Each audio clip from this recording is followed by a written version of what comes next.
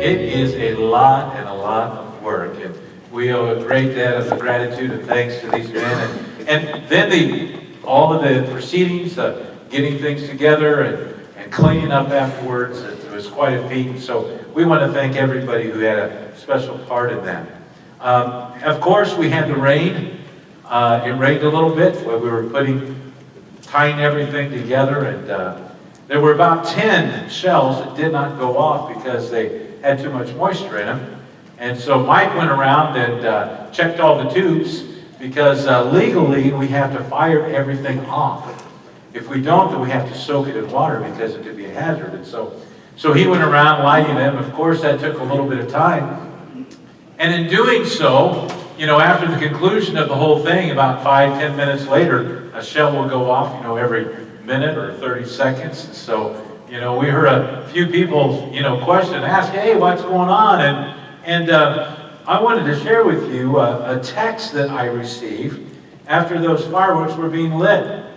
And this is the text that was sent to me, okay? Remember, this is not my fault. It was not my doing, all right? Okay?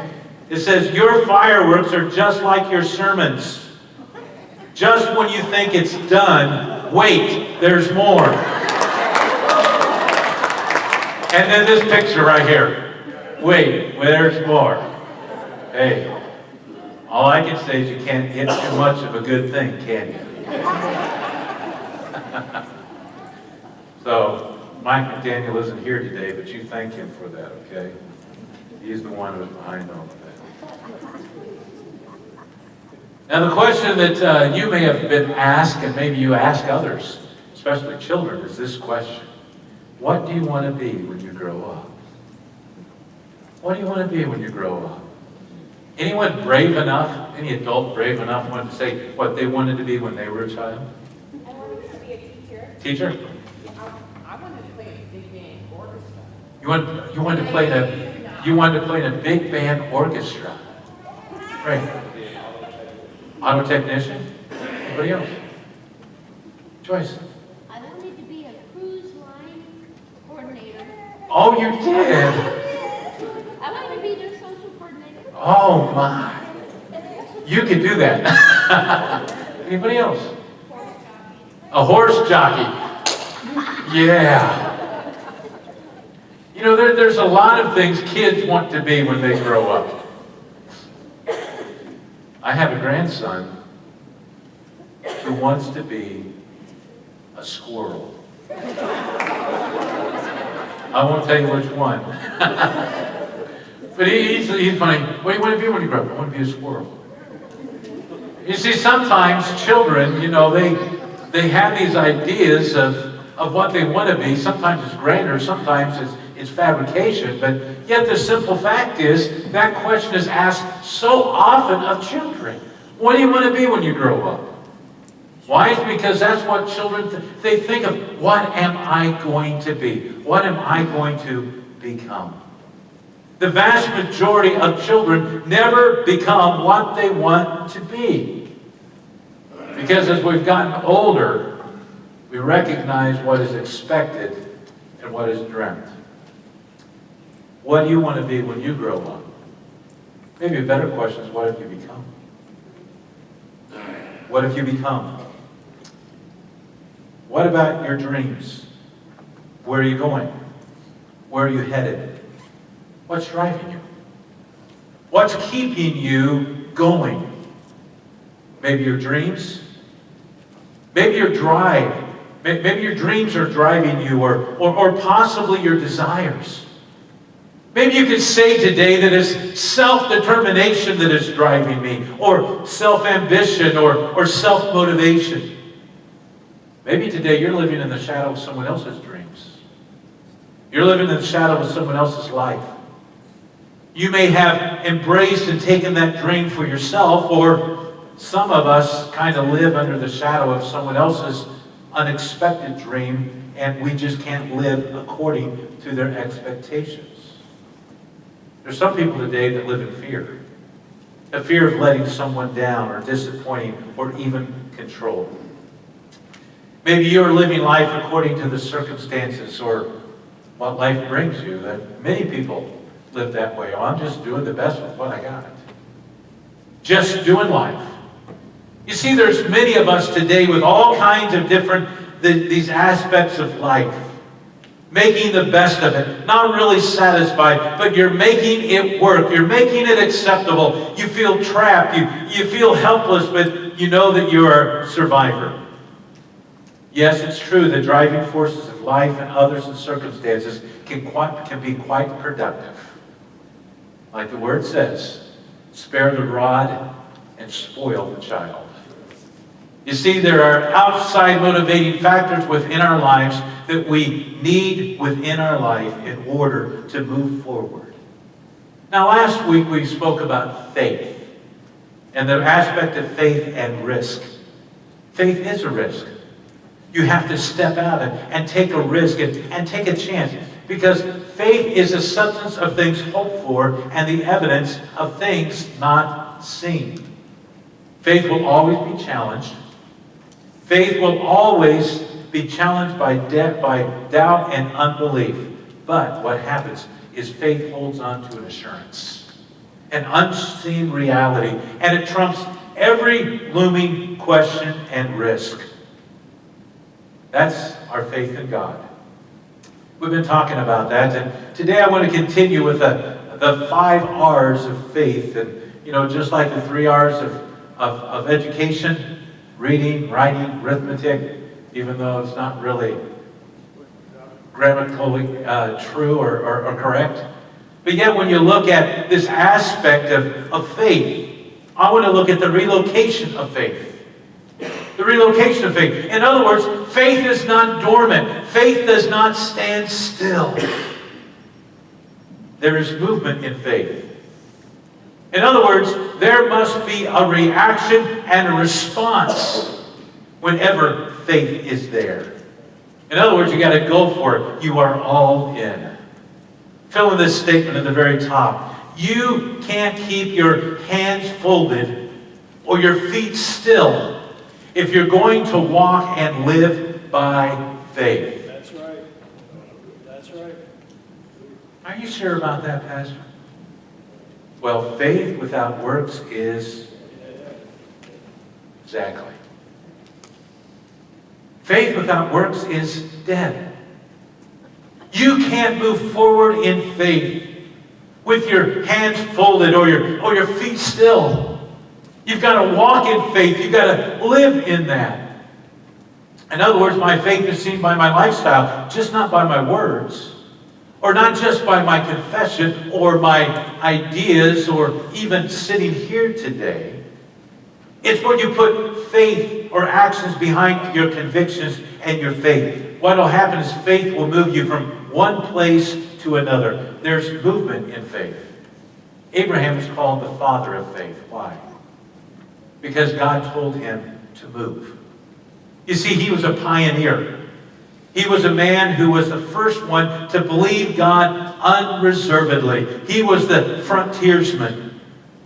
It says that he went out knowing where he was going. In fact, we read that here in Hebrews chapter 11. Hebrews chapter 11 and verse 8. It says of faith, by faith Abraham obeyed when he was called to go to the place where he would receive an inheritance. And he went out, not knowing where he was going. By faith he dwelt in the land of promise, as in a foreign country, dwelling in tents with Isaac and Jacob, the heirs with him of the same promise. For he waited for the city which has foundations, whose builder and maker is God. Let me ask you a question this morning. Do you believe that God has a divine plan for your life? Do you believe that? Yes, he does. God has a divine plan for every life. For every person. What does God want you to be when you grow up? I can guarantee you that when it comes to faith and what God has for us, faith will be required of you. There will need to be a relocation. In other words, you have to move. Right. You have to move your feet. You have to move your hands. You have to move in the direction, and everything in your life begins to line up with the direction that God has for you and that He's leading and taking you. Yes, it's risky, but it's also relocation.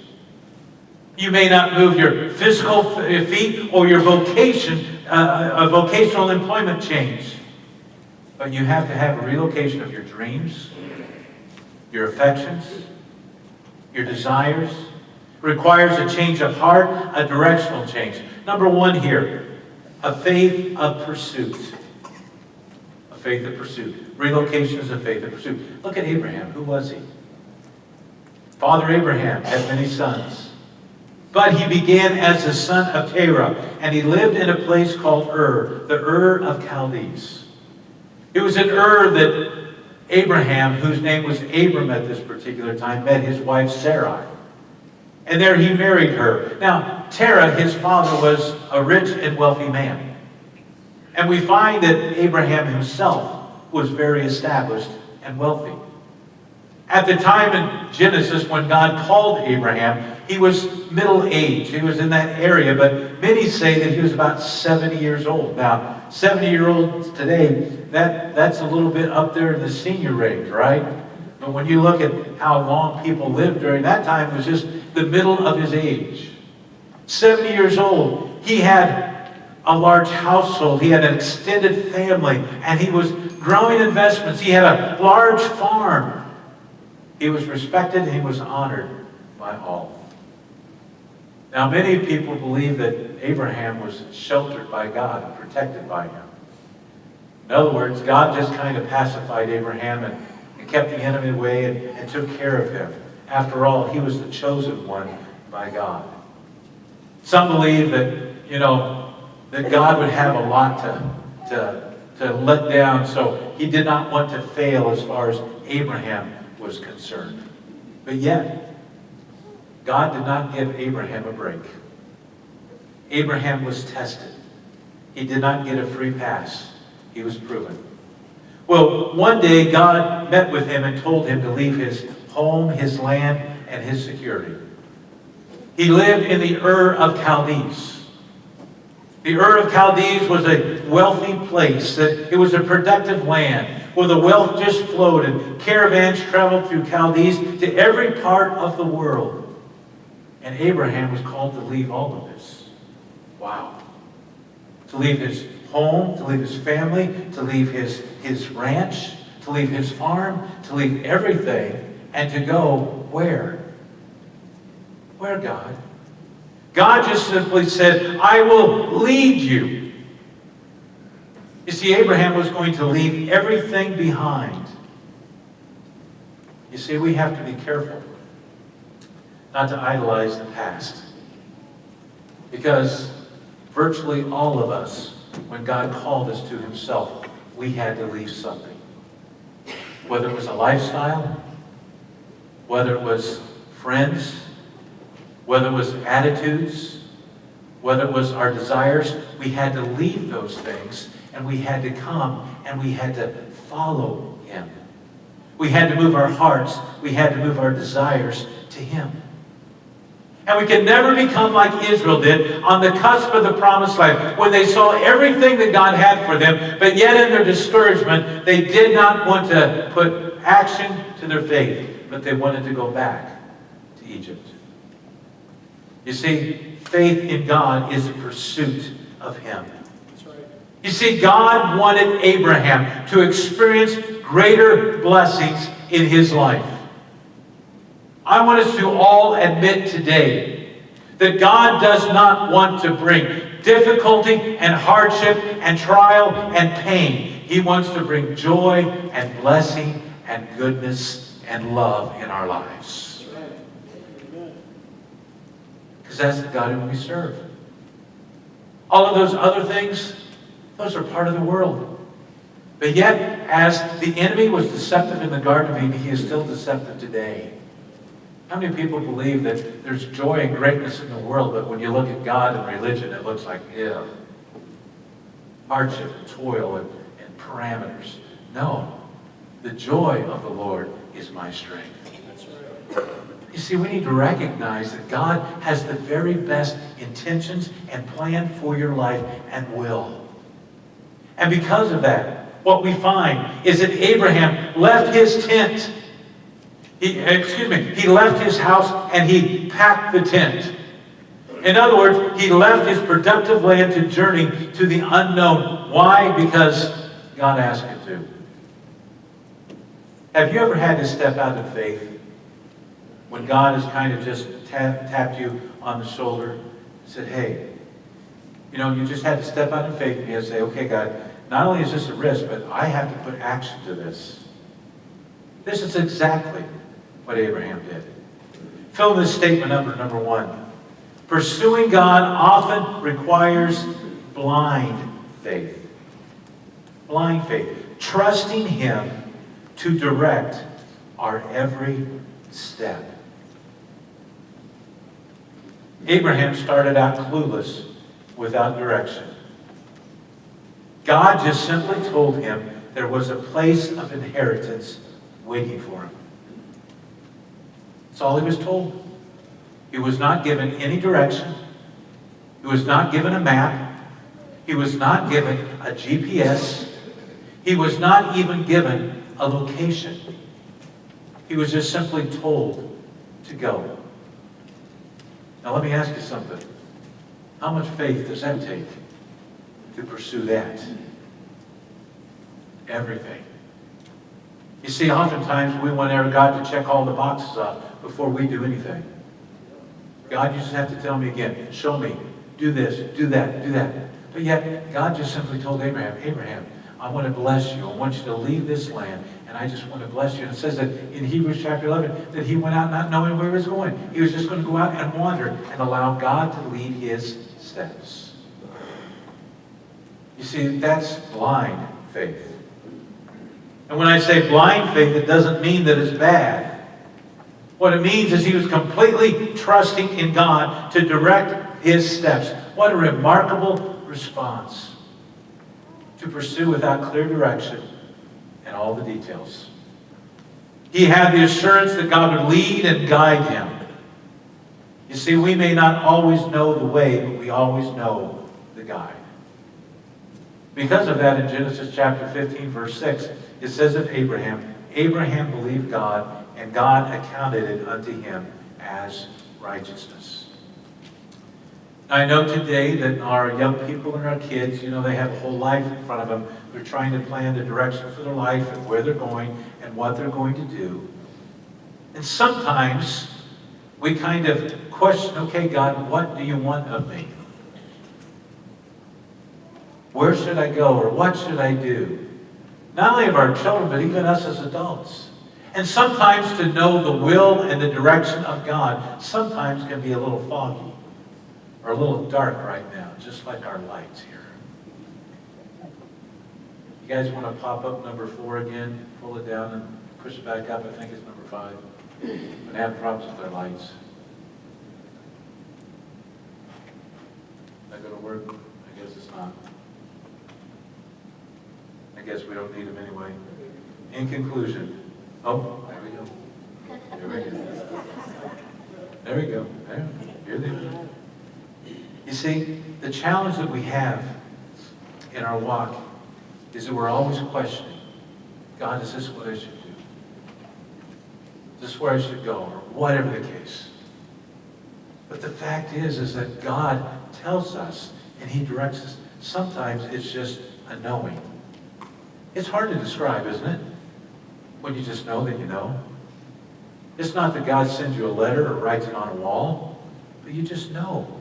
You know in your heart, you know in your spirit. That's what we call the knowing of faith. But I can guarantee you, when you empty yourself and when you seek His face and follow Him, He will prompt your heart and you can pursue that. That's a challenge. Sometimes it takes time. But yet God always reveals and opens insight and gives us every twist and every turn that we got to take. The second thing here is the faith of perseverance. Perseverance. You know, Abraham didn't leave immediately when God called him. It took him a while. In fact, he went a little ways and he got bogged down in Haran. Haran was a place he just kind of made a resting stop, but he made it a resting stop for quite a few years. You see, it was in Haran that God began to do some things within Abraham's life. In fact, Haran was the last green outpost of civilization before the Arabian Desert. It was 700 miles northwest of Ur. And see, Abraham started out well, but before he got to that desert, he just stopped to rest, to relax. But yet, he stayed a little bit longer than what he needed to. He began to compromise. He did not leave his country, and he did not leave his people, and he did not leave his household. What happened? Abraham took his father Terah, and he took his nephew Lot with him. God said, I want you to leave them behind. Lot would prove to be a challenge, and we'll talk about that later. But Abraham's father Terah was the greatest hope. Because do you know what the word Terah means? The name Terah means delay. And so actually, Abraham was taking a delay with him. Because it was in Haran that so many years of waiting there, that until Terah died, that is when and only when Abraham got up and pursued the rest of the way. You know what I found? Oftentimes in my life, I can't move forward until there's a funeral. Now, I don't want that to sound dark, but oftentimes there's something in me that needs to die before I can move forward. You know what I mean? God needs to pull something out. God needs to rearrange some things within me, my desire, my heart, before my faith can actually come firm and follow Him. That's exactly what was needed for Abraham. You see, I want to let you know today that God just doesn't whack us and knock us down and say, I'm through with you, I'm over with you, because you did not do what I asked. Abraham, he was a man of faith, yet he needed to be taught. And he needed to learn, and he needed to grow. It was in Haran that God began to work upon Abraham in even a greater way. Until there is a death of a thing or an idea or an involvement, we have difficulty fully obeying. You know what I'm talking about. There may be things in your life right now that you know they're just keeping you from fully obeying, because you just can't simply trust it all the way. You can't let those things go and completely trust God in everything. Well, fill in the statement under number 2. Our faith is tested. It's tested by challenging times in life, and it is formed through challenging times in life. What does that mean? It means this. Every student here today knows that when testing time comes, that test reveals what you know, and you receive a grade. In other words, it is just a revelation of what you know. But it's the teaching time. It's the studying time. It's the preparation time for the test that is the most important. You see what happens in this aspect of our faith with God. Yes, we will be tested. But the testing is only to show what is there and what is real and what is valid. But yet, what we find is that our faith is formed during those little times where we just study and God does His work within us and He forms His image in us. You see, when you look at this whole aspect of testing within our lives, we learn that test is a revealer. But what have we learned? Who are we? Well, you see, the setbacks for Abraham were numerous. He was going through these testings because why God was forming his faith. Setbacks in life, numerous tragedies were there. He was waiting, and his hope at times seemed lost. But yet, every time Abraham clung to the promises of a faithful God. So, God led Abraham to the land of Canaan. He brought him to Shechem and he said, unto your seed I will give you this land. God confirmed and said, Abraham, you've arrived. You've made it. This is what I have for you.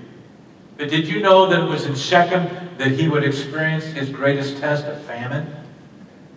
The entire land. And can you imagine going to a place, taking years to get there, and getting there, and God said, this is your promised land, and then to only experience famine. But it went back to the Ur of Chaldees. Productive land. Land that was flowing with so many things. But here, God, you said, this land is going to flow with milk and honey. All there is famine and depression. You see, it took faith to stay there. And oftentimes when God's promises come to fruition, they don't always look the way that we think that they should look. But yet Abraham, he not only pursued it, he persevered. You see, for Abraham, instead of staying in Shechem, he went back to Egypt. He went to Egypt. At times we go to Egypt too. I can guarantee you, sometimes when life gets tough on us, sometimes we'll just take a little decourse, a little detour. We will go to other areas in our life that we feel can satisfy or fulfill us. It happens all the time. God, I'm just going to help you out a little bit. You see, God did not need Abraham to return to Egypt. God was going to prove himself right there in the land of Canaan. When they went back to Egypt, what happened? I don't know if you know the full story, but the story basically is this in a nutshell, that he went back. Pharaoh, the king, went to have relationships with his wife Sarah, and God just miraculously delivered them and spared them all kinds of oppression and bondage and even death. You see, Abraham was going to places where he did not need to go. Even in the midst of Abraham's weakness and his doubt, God was faithful. And then Abraham experienced family strife. Lot, we were speaking about earlier. Lot was one who the contention grew because of grazing rights. And there Abraham allowed Lot to choose. And what did Lot choose? He chose the best land. And there needed to be a separation. But then again, God met Abraham for a third time and revealed himself. And there Abraham received the blessing of God. But yet it took a battle. You see, we find that the northern kings came against Abraham and began to take his land and his people. And so Abraham took 318 of his trained servants and he marched all night and defeated an unsuspecting army. And even in the midst of battle, God fought for Abraham. I want you to just take just a few seconds and just think of your life of coming to Christ, the very first time that he came in your life until this time. What has transpired between those lines? A lot. You've faced hardship, you've faced joy, you've had joy. You've had struggles, you've had difficulties, you've had disappointments. You've seen the grace of God, you've seen his promises, and here you are today. Worn out, right? But proven. Thankful. Your eyes and your heart are just a little bit more open to his graciousness and his love and his compassion in your life. You see, that's Abraham. Abraham went through that process where he recognized that, yes, God has a promise for me. What was that promise?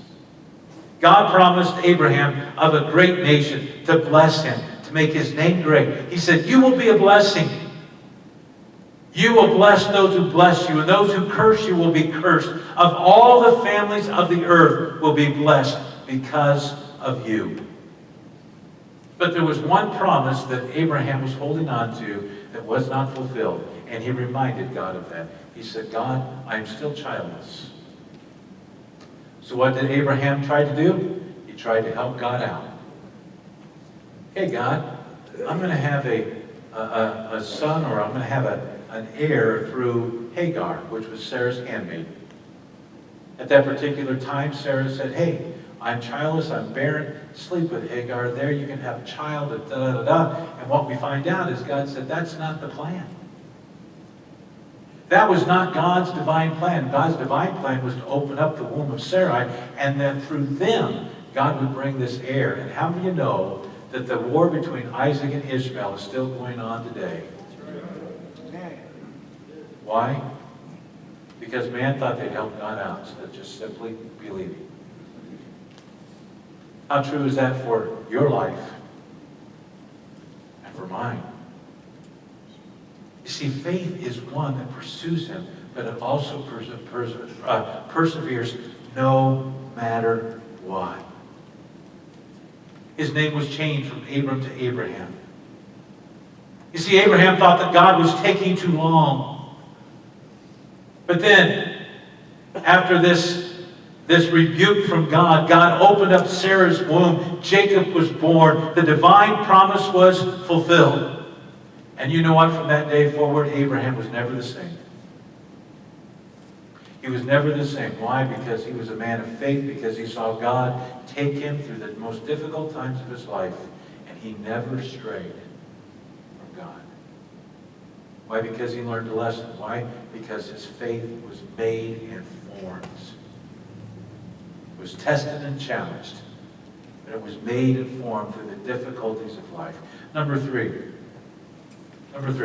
it's also a faith of passion. Faith and passion.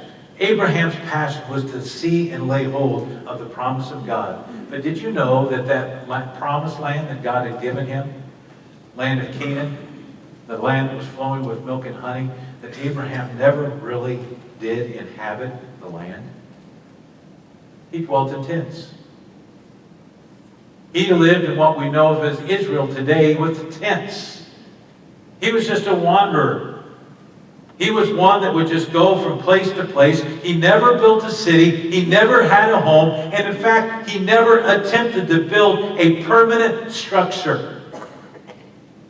It was his land. It was his land of promise. But yet, he never occupied it. Does that diminish the promise of God? No, it does not. Because within Abraham's heart, he believed. And the only piece of property that Abraham possessed in the promised land was a burial plot.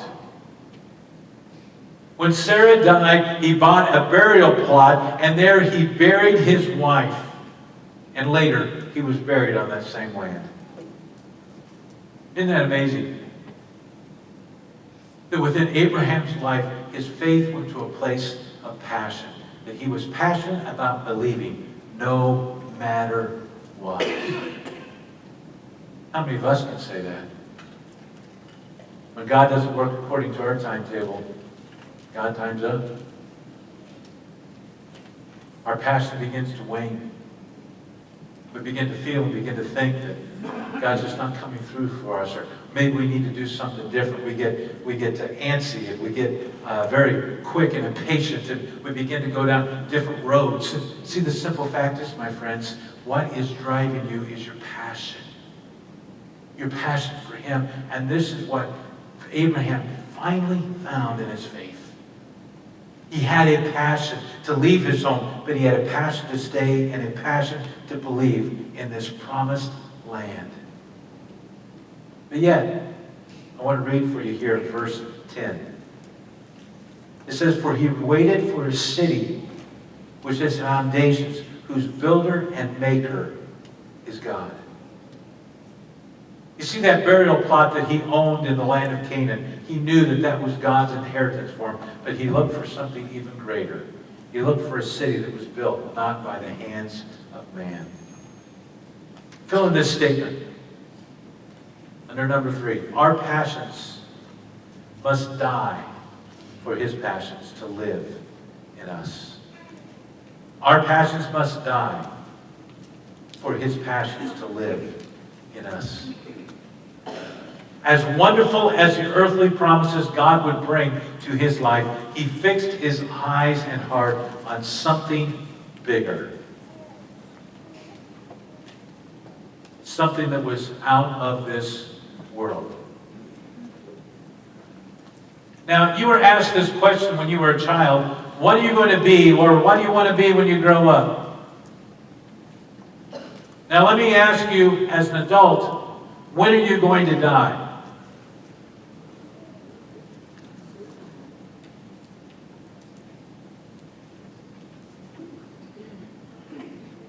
You know, the older you get, the more you think about that question. Right, Gene? Yeah. You're not going to get old, huh? How many of you know you're not going to live forever? You know that, don't you? If this is the only world that you're living for, then guess what? You are going to be sorely disappointed. I want to tell you something. I want my life to outlive me.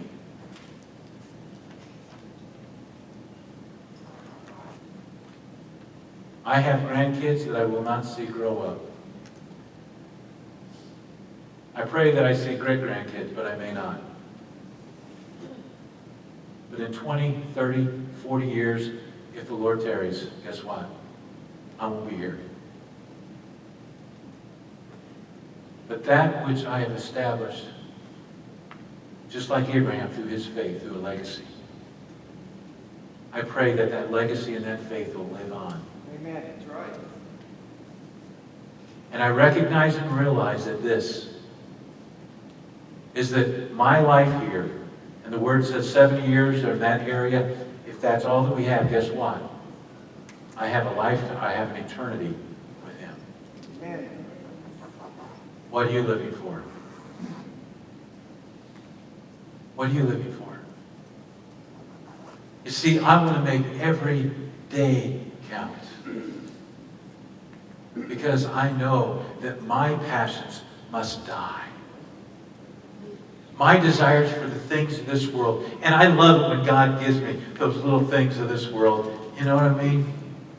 You may look at me today and say, Pastor, you look like a raccoon. Go ahead, admit it. I went fishing yesterday at Lake Erie.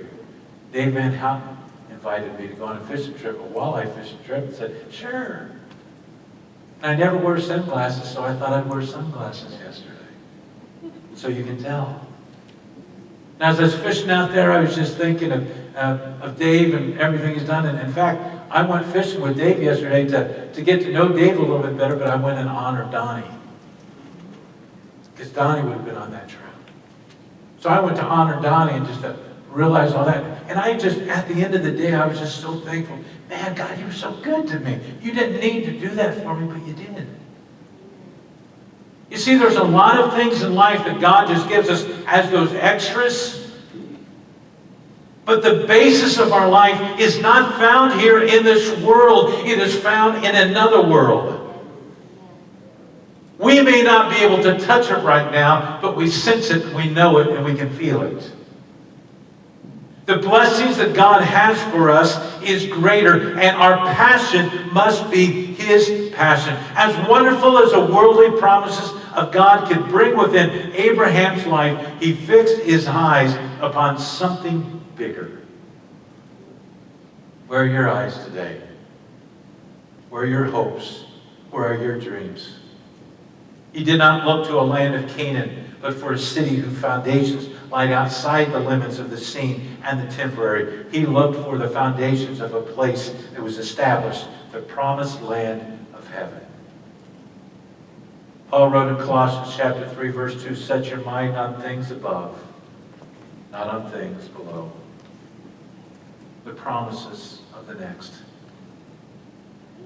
How many of you know that sometimes our attachment strings need to be cut? Kevin, 1 year, right? Celebrating 1 year anniversary. The strings are cut. Change or no more. You look forward to the day, it's what tomorrow, what God's going to bring. But yet what you look forward to most of all is leaving this world. And seeing everything that God has prepared for you. We don't live for a city here on this earth or world, but a city which has eternal foundations. Jesus said it this way in Matthew 6:19 and 20. Do not lay up for yourselves treasures on earth, where moth and rust destroy, where thieves break in and steal. But lay up for yourselves treasures in heaven, where neither moth nor rust destroy, nor where thieves do break in and steal. What was the only thing that Abraham built in the promised land? An altar. He didn't build a house. He built an altar. An altar to his God. You see, my friends, he established that promised land upon a God promise. My friends, I say we stick our stakes in the promises of God with passion, with vibrancy, with movement, with faith, with perseverance, with pursuing Him, with everything that we have. My friends, that's true faith. Yeah, at times we'll be battered around a little bit. At times our faith knees may be weak and wobble, but yet we need to recognize that we can build upon what God has promises. See, I'll tell you this, altars reflect the permanent, but houses only reflect the temporary. He was happier in Canaan as a wanderer than he would have been anywhere else in the world. Why? Because he believed God, because he persevered, because he pursued, because he was driven by passion. Relocation. Maybe you need to relocate your faith today. Someplace higher. Relocate your eyes and your desires and your attitudes and your affections to things above, not on things below. Maybe you need to relocate your faith today and just take action and say, okay, God, I feel like this is the direction for my life. This is where I'm going. I'm just believing you to provide. I'm believing you to protect. No matter what happens, God, I'm all in. Father, I want to thank you today that you love and you care for us. Lord, I want to thank you today that we can be people of faith who pursue and persevere, passionately find you. Lord, I would ask today that as we are on the cusp of another day, Lord, that we would recognize that today is not just a normal day.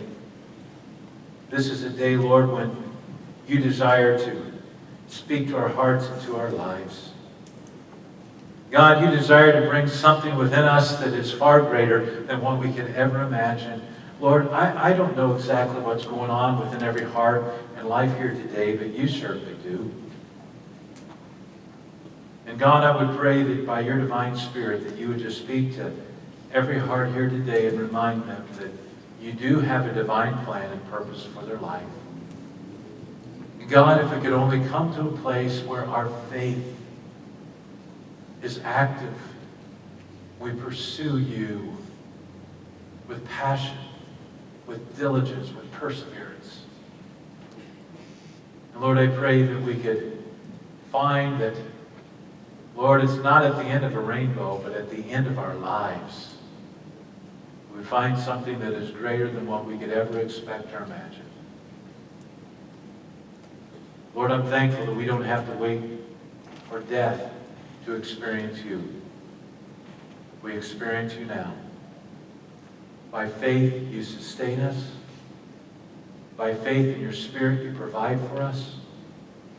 And Lord, as a congregation, as a people, we're thankful today for your grace.